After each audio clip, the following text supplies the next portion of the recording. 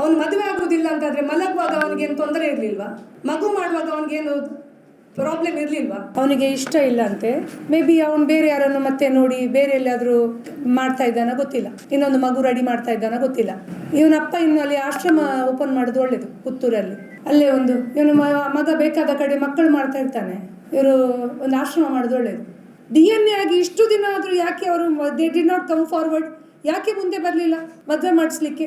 ಭಟ್ರು ಸಿಕ್ಲಿಲ್ವಾ? ದಿನ ಸಿಕ್ಲಿಲ್ವಾ? ಮುಹೂರ್ತ ಸಿಕ್ಲಿಲ್ವಾ? ಏನು ಸಿಕ್ಲಿಲ್ಲ? ಅವನ ಆಟಿಟ್ಯೂಡನ್ನು ನಾವೆಲ್ಲ ಟಿವಿಯಲ್ಲಿ ನೋಡಿದ್ದೇವೆ. ಬಾಯಿಯಲ್ಲಿ ಒಂದು ಚ್ವಿಂಗಮ್ ಹಾಕಿ, ಕಿಸೆಗೆ 2 ಕೈ ಹಾಕಿ, ದೊಡ್ಡ ಘನ ಕಾರ್ಯ ಮಾಡಿದಾಗೆ ಓಡಾಡ್ತಾನೆ.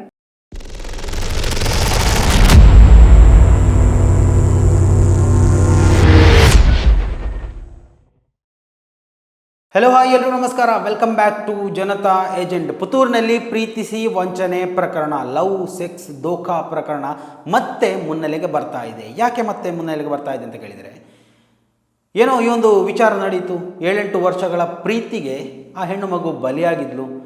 ಕೊನೆಗೂ ತಾನು ಒಂದು ಗಂಡು ಮಗುವಿಗೆ ಜನ್ಮವನ್ನು ಕೂಡ ನೀಡಿದ್ಲು. ಆ ಒಂದು ಸಂದರ್ಭದಲ್ಲಿ ಪತಿಯಾಗಬೇಕಾದ ವ್ಯಕ್ತಿ ಏನು ಮಾಡ್ತಾ ಅಂತ ಹೇಳಿದರೆ, ಇದು ನನ್ನ ಮಗು ಅಲ್ಲ, ನೀನು ಯಾರ ಜೊತೆನೋ ಮಲ್ಕೊಂಡಿದೀಯಾ, ಇನ್ನೂ 4-5 ವ್ಯಕ್ತಿಗಳ ಜೊತೆ ನಿನಗೆ ಸಂಬಂಧ ಇದೆ ಅನ್ನೋದು ನನಗೆ ಗೊತ್ತೇ ಇದೆ, ನೀನು ನಾಟಕ ಆಡಬೇಡ, ಹಾಗೆ ಹೀಗೆ ಅಂತ ಹೇಳಿ ಈ ಹೆಣ್ಣು ಮಗು ಮತ್ತು ಆ ಮಗುವನ್ನು, ಸಣ್ಣ ಮಗುವನ್ನು DNA ಪರೀಕ್ಷೆಗೆ ಒಪ್ಪಿಸ್ತಾರೆ. DNA ಪರೀಕ್ಷೆ ಮಾಡಿ ಆಮೇಲೆ ನಾವು ನೋಡ್ಕೋತೀವಿ ಇದು ನನ್ನ ಮಗು ಅಲ್ಲ ಅಂತ. ಬೆಂಗಳೂರಲ್ಲಿ DNA ಪರೀಕ್ಷೆ ಆಗುತ್ತೆ. DNA ಪರೀಕ್ಷೆ ಆಗಿ ರಿಪೋರ್ಟು ಕೂಡ ಇವಾಗ ಕೋರ್ಟ್ಗೆ, ಪೊಲೀಸ್ ಸ್ಟೇಷನ್ಗೆ, ಸಂಬಂಧಪಟ್ಟವರಿಗೆ ಬಂದು ತಲುಪಿಯಾಗಿದೆ. ಅಪ್ಪ ಮಗು ನಿಂದೆ, ನೀನೇ ಮಾಡಿರೋ ಕರ್ಮಕಾಂಡ ತಗೋ ಅಂತ ಕೊಟ್ಟಿದ್ದಾರೆ ಕೈಯಲ್ಲಿ. ಕೊಟ್ಟು 1 ವಾರ ಆಯಿತು, ಇನ್ನೂ ಆ ಒಂದು ವಿಚಾರದಲ್ಲಿ ಯಾವುದೇ ಬೆಳವಣಿಗೆ ನಡೀತಾ ಇಲ್ಲ. ಪಾಪ ಆ ಮಗು ಮತ್ತು ತಾಯಿ ಏನು ಮಾಡಬೇಕು? ಏನೋ ಒಂದು ಪ್ರೀತಿ ಬಲೆಗೆ ಬಿದ್ದಿದ್ದಾರೆ. ಸೊ ಏನಿದ್ರು ಇವಾಗ ಕರ್ಮವನ್ನು ಅನುಭವಿಸಲೇಬೇಕು ಅಂತ ಸುಮ್ಮನೆ ಇರಬೇಕಾ? ಇಲ್ಲ, ಕಾನೂನು ವ್ಯವಸ್ಥೆ ಅನ್ನೋದಿದೆ. ಏನು ತಪ್ಪು ಮಾಡಿದ್ದಾನೆ, ಆ ಮಾಡಿದ ತಪ್ಪನ್ನು ಒಂದೋ ತಿದ್ದಿಕೊಳ್ಬೇಕು, ಇಲ್ಲ ಶಿಕ್ಷೆ ಅನುಭವಿಸಲೇಬೇಕು. ಈಗಾಗಲೇ ಜೈಲಿಗೆ ಹೋಗಿ ಬಂದಿದ್ದಾನೆ. ಪಾಪ ಅನಿಸಿತು, ಯಾಕಂದರೆ 21 ವರ್ಷ ವಯಸ್ಸು. ಕೃಷ್ಣ ಜೆ ರಾವ್ ಅಂತ, ಜಗನ್ನಿವಾಸ ರಾವ್ ಅವರ ಸುಪುತ್ರ.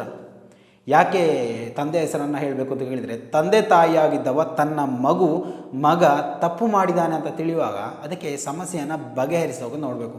ತಮ್ಮ ಸ್ಟೇಟಸ್, ನಾನೇನು BJPಯಲ್ಲಿ ದೊಡ್ಡ ಪದವಿಯಲ್ಲಿದ್ದೇನೆ, ಏನಾದರೂ ನಾನು ಸೋಲೊಪ್ಪಿಕೊಂಡು ಬಿಟ್ಟರೆ ನನ್ನ ಇಡೀ ಇದುವರೆಗೆ ಮಾಡಿದಂತಹ ವರ್ಚಸ್ಸು ಮರ್ಯಾದೆ ಎಲ್ಲ ಹೋಗಿಬಿಡುತ್ತೆ ಅಂತ ಏನೋ ತಿಳ್ಕೊಂಬಿಟ್ಟಿದ್ದಾನೆ ಅನಿಸುತ್ತೆ. ಈ ಒಂದು ವಿಚಾರದಲ್ಲಿ DNA ಬಂದ ಮೇಲೂ DNA ಅವರ ಮನೆಗೆ ಕೂಡ ಹೋಗಿರುತ್ತೆ, ಇವರ ಮನೆಗೂ ಕೂಡ ಹೋಗಿರುತ್ತೆ, ವಿಚಾರ ಗೊತ್ತಾಗಿರುತ್ತೆ. ಮತ್ತು ಯಾಕೆ ಮಾತಾಡ್ತಾ ಇಲ್ಲ? ಮೊನ್ನೆ ಪುತ್ತೂರಿನಲ್ಲಿ ಒಂದು ಪತ್ರಿಕಾಗೋಷ್ಠಿ ಮಾಡಿದರು. ಏನು ವಿಶ್ವಕರ್ಮ ಸಮುದಾಯದ ರಾಜ್ಯಾಧ್ಯಕ್ಷರು ನಂಜುಂಡಿಯವರು ಈ ಒಂದು ಪ್ರಕರಣದಲ್ಲಿ ಯಾವ ಹಿಂದೂ ಸಂಘಟನೆಗಳು ಕೈ ಜೋಡಿಸ್ತಾ ಇಲ್ಲ ಅಂತ ಹೇಳುವಾಗ, ವಿಶ್ವಕರ್ಮ ಸಮುದಾಯದ ರಾಜ್ಯಾಧ್ಯಕ್ಷರಾಗಿ ಅವರು ಮಾಡಬೇಕಾದಂತಹ ಕೆಲಸವನ್ನು ಮಾಡ್ತಾ ಇದ್ದಾರೆ. ಈ ಒಂದು ಕುಟುಂಬದ ಜೊತೆ ನಿಂತು ಕೈ ಜೋಡಿಸಿದ್ದಾರೆ.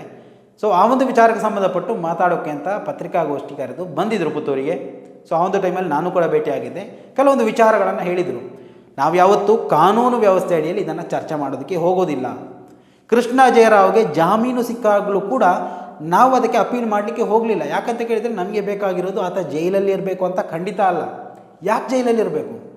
ಮದುವೆಯಾಗಿ ಸಂಸಾರ ಮಾಡಬೇಕಾದವ. ಏನು 21 ವರ್ಷ ಆಯಿತು ಅಂತ ಹೇಳಿದರೆ ಮದುವೆ ಮಾಡಲೇಬಾರ್ದಾ? ಇಂತಹ ಕೃತ್ಯವನ್ನು ಮಾಡ್ಬೋದು, ಮದುವೆ ಆಗಬಾರ್ದಾ ಎನ್ನುವಂತಹ ಪ್ರಶ್ನೆಯನ್ನು ಕೇಳಿದರು. ನೋಡಿ, ಆ ಹೆಣ್ಣು ಮಗು ಕೂಡ ಮಗು ಹೆತ್ತಾಗಿದೆ. 7-8 ತಿಂಗಳಾದಂಥ ಸಂದರ್ಭದಲ್ಲಿ ಜಗನ್ನಿವಾಸ ರಾವ್ ಮತ್ತು ಆತನ ಹೆಂಡತಿ, ಈ ಕೃಷ್ಣ ಜಯರಾವ್ ಅವರ ತಂದೆ ತಾಯಿ ಆ ಮಗುವನ್ನು ತೆಗೆಸಿಬಿಡೋಣ ಅಂತ ಮಂಗಳೂರಿಗೆ 2 ಬಾರಿ ಭೇಟಿ ಕೊಟ್ಟಿದ್ದಾರೆ. ಆಗಲ್ಲ, ಡಾಕ್ಟ್ರು ಕೂಡ ಹೇಳಿದರು ಆಗಲ್ಲ. ಇಂತಹ ಸಂದರ್ಭದಲ್ಲಿ ಭ್ರೂಣ ಹತ್ಯೆ ಮಾಡೋದು ಪಾಪ ಮಾತ್ರ ಅಲ್ಲ, ಈ ದೇಶದಲ್ಲಿ ನಿಷೇಧ, ದೇಶದ್ರೋಹ ಕೃತ್ಯ ಅದು. ಇಲ್ಲ, ಬಂಟ್ವಾಳದಲ್ಲಿ ನನ್ನ ಗೊತ್ತಿರುವ ವೈದ್ಯರಿದ್ದಾರೆ, ಅವರ ಕಡೆ ಹೋಗೋಣ ಅಂತ ಒಪ್ಪಿಸೋಕೆ ಶ್ರಮಪಟ್ಟಿದ್ದರು. ಆದರೆ ಈ ಹೆಣ್ಣು ಮಗು ಮತ್ತು ಹೆಣ್ಣು ಮಗು ತಾಯಿ ಬಿಟ್ಟಿಲ್ಲ. ಅವ್ರಿಗೂ ಕನಿಕರಿತು, ಒಂದು ಮಗು ಬೆಳೆದು ಜೀವಂತವಾಗಿದೆ, ಆ ಮಗುವನ್ನು ಕೊಲ್ಲಬೇಕು ಅಂತ ಹೇಳಿದರೆ ಎಷ್ಟು ದೊಡ್ಡ ಕಟುಕರಪ್ಪ ನೀವು. ನಿಮ್ಮ ಮಗ ಮಾಡಿದಂತಹ ಗನಾಂಧಾರಿ ಕೆಲಸಕ್ಕೆ ಒಂದು ಮಗುವನ್ನು ಬಲಿ ಕೊಡಬೇಕಾ?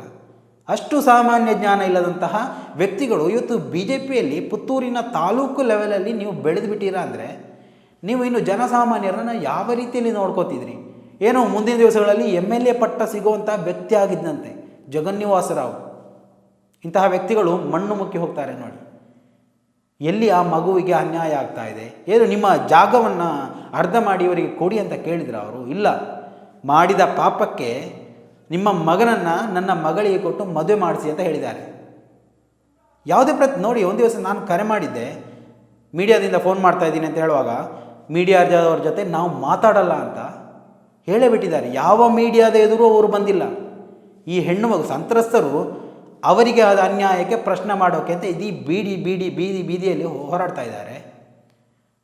ತಮಗೇನು ಮಾನ ಮರ್ಯಾದೆ ಏನು ಇಲ್ವಾ? ತನ್ನ ಮಗಳಿಗೆ ಅನ್ಯಾಯ ಆಗಿದೆ ಅಂತ ಬೀದಿ ಹೋರಾಟ ಮಾಡೋದಕ್ಕೆ ಯಾರು ಜೊತೆಗೆ ನಿಲ್ತಾ ಇಲ್ಲ ಅಂತ ಹೇಳಿದರೆ ಏನರ್ಥ ಇದಕ್ಕೆ? ಮೊನ್ನೆ ನಂಜುಂಡಿ ಅವರು ಬಂದರು, ಓಕೆ DNA ರಿಪೋರ್ಟ್ ಬಂದಿದೆ, ಮಗು ಅಪ್ಪ ಅವನೇ ಅಂತ ಬಂದಿದೆ, ಏನು ಮಾಡ್ತೀರಾ ಅಂತ ಕೇಳಿದರು. ಪತ್ರಕರ್ತರಲ್ಲಿದ್ದರು. ಇವಾಗ ಏನು ಮಾಡ್ತೀರಾ ಅಂತ. ಇವಾಗ ನಾವೇನು ಮಾಡೋದು ಇಲ್ಲ. ಇವಾಗ ಇಲ್ಲಿ ಹಿಂದೂ ಸಂಸ್ಥೆಗಳಿವೆ, ಹಿಂದುತ್ವದ ನಾಯಕರಿದ್ದಾರೆ. ಪುತ್ತೂರು ಅಂತ ಹೇಳಿದರೆ ಹಿಂದುತ್ವದ ಹುಟ್ಟೂರು ಅಂತ ಕರೀತಾರೆ. ಇಲ್ಲಿಂದಲೇ ಹಿಂದುತ್ವದ ನಾಯಕರು ಬೆಳೆದು ಹೋಗೋದು.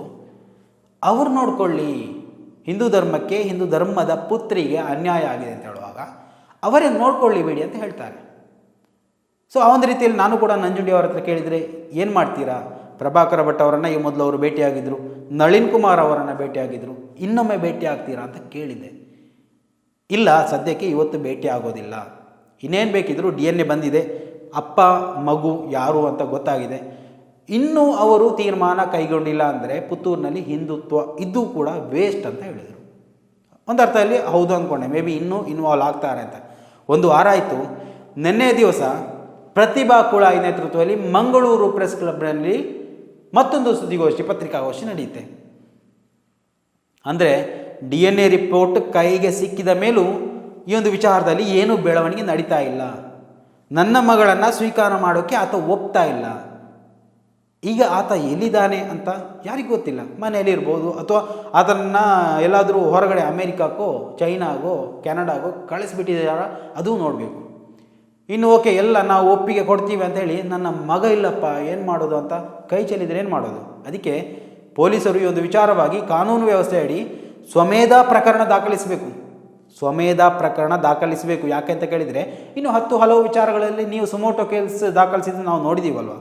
ಇಲ್ಲಿ ಹೆಣ್ಣು ಮಗುವಿಗೆ ಅನ್ಯಾಯವಾದಂಥ ಸಂದರ್ಭದಲ್ಲಿ ನೀವು ಇದೇ ರೀತಿ ಸುಮೋಟೋ ಪ್ರಕರಣವನ್ನು ದಾಖಲಿಸಿ ಆ ಒಂದು ವ್ಯಕ್ತಿಯನ್ನು, ಆ ಒಂದು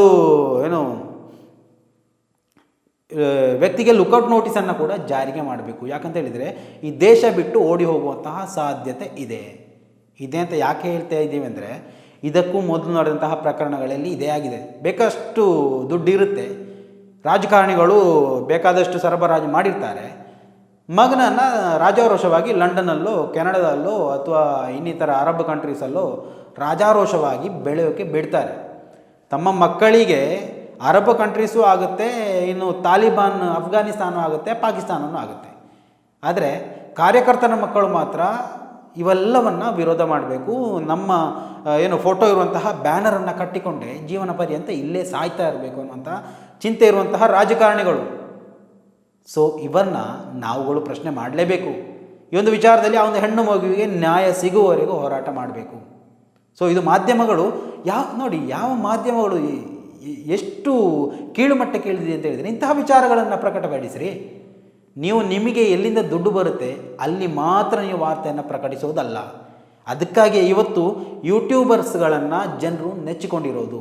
ನೋಡಿ, ಕೃಷ್ಣ ಜಯರಾವ್ ಮಾಡಿದಂತಹ ಒಂದು ಘನಾಂಧಾರಿ ಕೆಲಸಕ್ಕೆ ಪುತ್ತೂರಿನಲ್ಲಿರುವಂತಹ ಹಿಂದುತ್ವ ನಾಯಕರು ಗೊತ್ತಿದ್ದೆಯೋ ಗೊತ್ತಿಲ್ಲದೆಯೋ ಪೀಚಿಗೆ ಸಿಲಿಸುವಂತಹ ಒಂದು ಕೆಲಸ ನಡೆದಿದೆ, ಕೃತ್ಯ ನಡೆದಿದೆ.